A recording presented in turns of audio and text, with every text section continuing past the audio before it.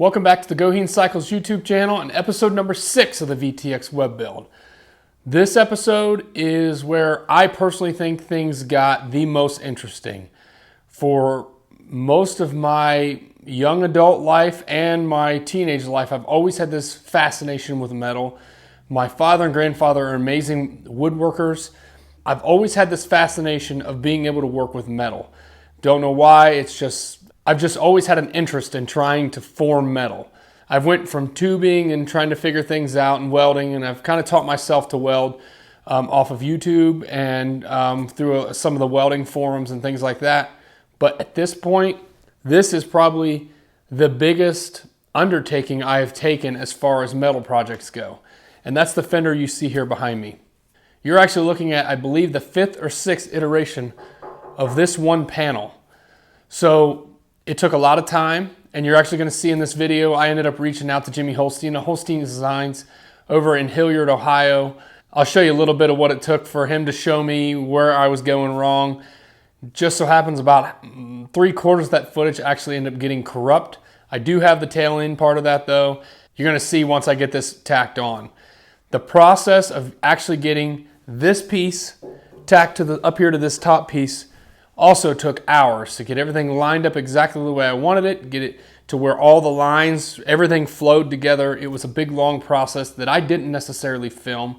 I didn't feel like it was something you guys wanted to sit here and see me take a Fender on and off, on and off, on and off, on and off.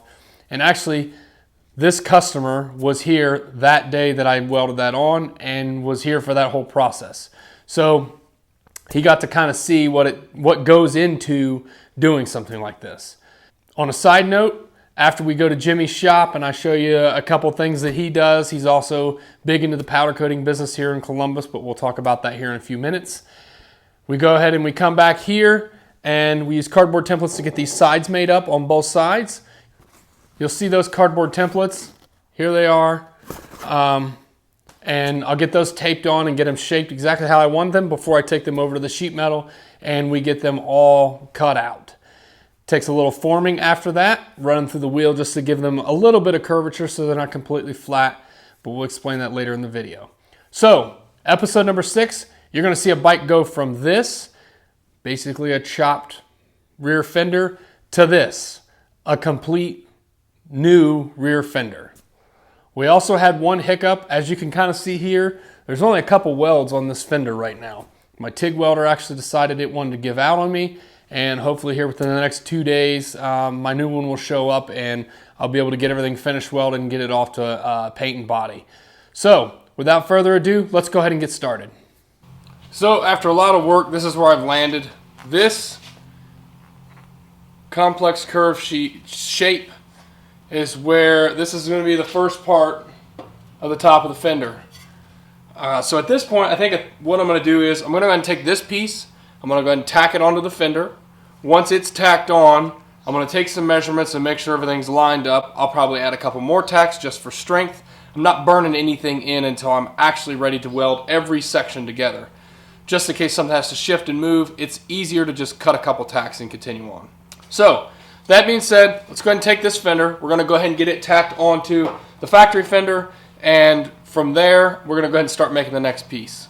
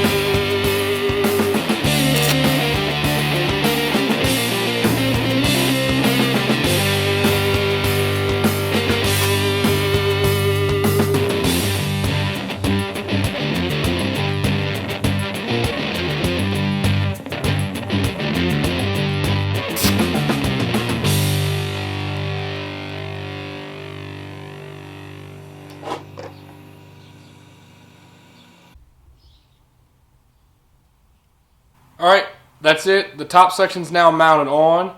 From here, we move to the section that goes underneath of this section. First, I tacked this on. I was going to leave it tacked, but it was still just a little bit flimsy. I already knew this is the shape I wanted. It's already formed exactly how I need it, so I went ahead and just burned the whole thing in. I was already there. I might as well go ahead and do it. So now that you guys actually saw me take the top piece and get it welded on, I ended up, you saw in the video, I ended up finish welding it. It wasn't moving. It was going to stay there. I'm glad the piece that was below it, I only tacked on. You may have saw that piece on my Instagram. That was probably the fourth piece, and I thought that was going to be perfect. Then I started doing the reverse curve of the bottom and realized that curvature was actually too long, and it was going to push the fender out too far. So I went ahead and cut it off, and that's when I used one of my lifelines and phoned a friend. Here in this part of the video, we're going to run over to Jimmy's shop. Make sure you give him a call. You have any questions. I do have his website listed down in the description of this video. You have powder coating needs, custom painting needs in the Central Ohio area. Make sure you give Jimmy a call. Let's go ahead and head over to his shop, and you can kind of see what it took for him to show me what I was doing wrong. And literally, he had me set in the right direction in probably less than 40 minutes. And I had spent hours and hours and hours trying to figure out this shape right here to get it the way I wanted it. So that's the difference between someone I kept joking with him and calling him a Jedi, but he literally is a Jedi when it comes to sheet metal. The guy knows exactly what he's talking about. It definitely got me set in the right direction. So let's head over there now.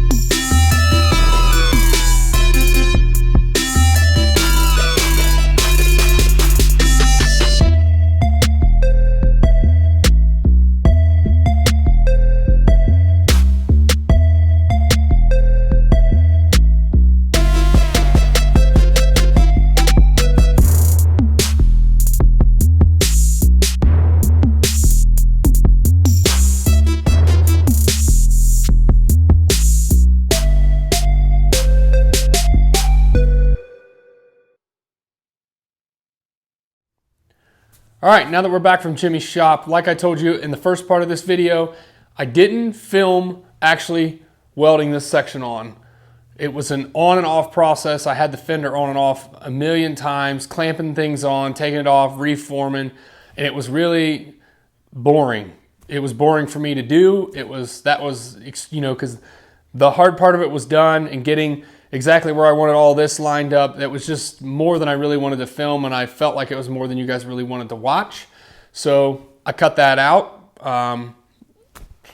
So at this point, you can see where I have taken some cardboard and I taped it on the side of the fender. To get those shapes, I actually took the fender without these sides on. I took it off, laid it on the floor, put it on a piece of cardboard, and I traced the top section so I knew that the top was exactly where I wanted it. Then I cut around that and gave myself enough room to decide exactly what I wanted to do, whether it was, how I wanted to get this shape here. And then once I figured that out, we marked it out with a marker, and then you'll see where I take it and I'll throw it on a piece of sheet metal. We'll get it cut out. We'll start getting it tacked on and get a little bit of shaping done.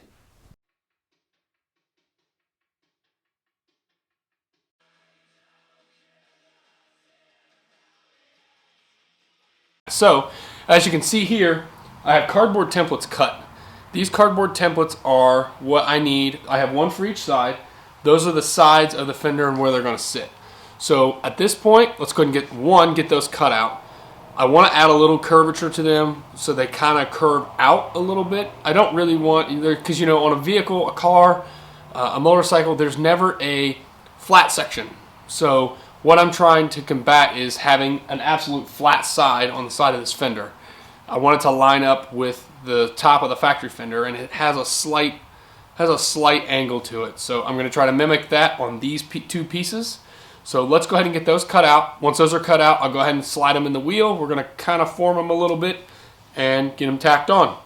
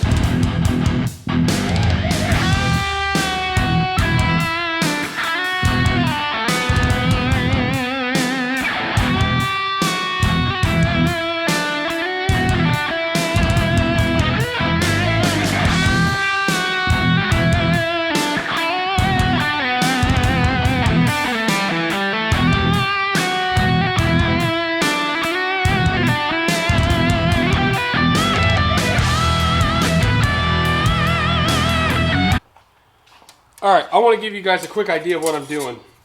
This is the right hand panel, this is the left hand panel, and you'll be able to see by looking at these two panels, the right hand panel has just a slight amount of concave to it, just so we have some contour other than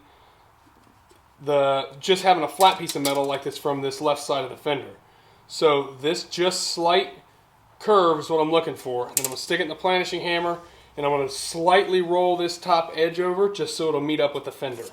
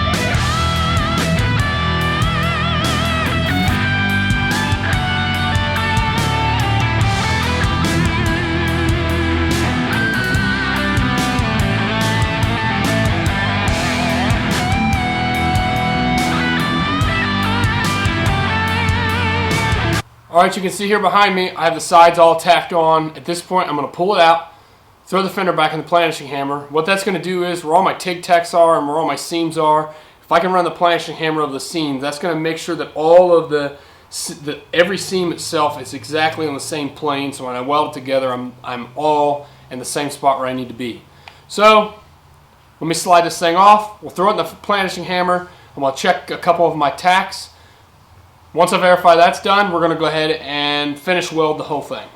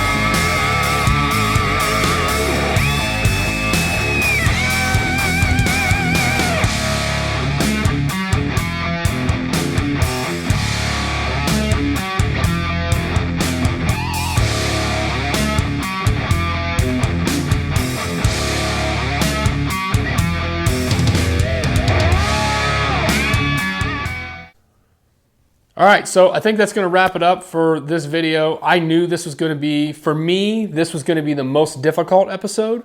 This was also going to be the longest episode to film. It's going to be the longest episode to edit because there's so much footage and I have to really decide what's good for the series versus what people are going to think is boring and things like that. So I have to cut through a lot of this. This is also why I started the series much later than the bike build actually started. This process for me took about 2.5 weeks. It's not my full-time job, so a lot of it was weekend work and work on in the evenings. But when you're doing it part-time, that's just really what it boils down to. All right, so I'll show you a video now, just kind of a couple different video angles of how the bike looks sitting out on the pavement, not on the lift. I will say, because I've already had a couple questions as to how far the fender is going to sit off the ground. And with this current setup, I'm using a backyard air suspension air ride system. And this fender, when the bike is sitting on the kickstand, this is obviously going to change a little bit because the front's actually also getting lowered. But right now, the fender sits right at 4 inches off the ground. So when it's aired up, you're going to have around 5.5 inches of clearance, with the front end lowered an inch, which I think is going to be plenty for you to get clearance going most places. And since it's on air ride, that's also going to give you the opportunity, if you think you're going to hit something or you have to go up into a steep grade, put some air in the system and he'll be able to pull right up on the pavement and not have to worry about dragging the fender off the rear end. So take a look at the bike. Let me know what you think. Make sure you subscribe to the channel. You'll get an alert in your email. And also, if you have the YouTube app on your phone, you'll get a little alert at 8 o'clock next Monday when episode number 7 goes live. Also, make sure you hit that like button. That really helps me out. And down in the comments section, let me know what you think of the build. Seems to be stirring a little bit of buzz and a lot of guys are liking it. Some guys have some questions. Shoot them down there in the comments section. I'll do everything I can to get them answered. Again, thanks for stopping by. I'll see you guys next week.